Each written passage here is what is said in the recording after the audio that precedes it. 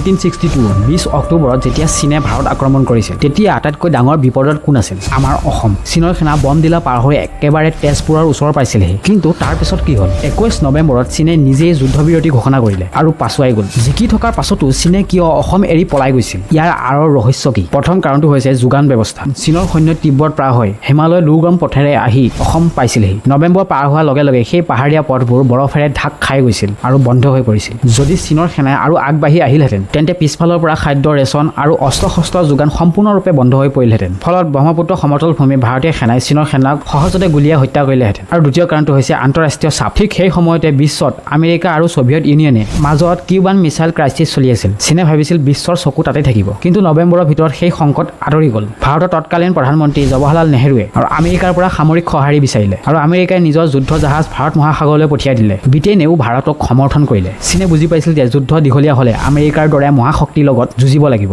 অৰ্থাৎ চীনে অসম জয় কৰিবলৈ অহা নাছিল তেওঁলোকে নিজৰ শক্তি প্ৰদৰ্শন কৰিবলৈ আৰু সীমাৰ ওপৰত নিজৰ আধিপত্য বিস্তাৰ কৰিবলৈ অসম আক্ৰমণ কৰিছিল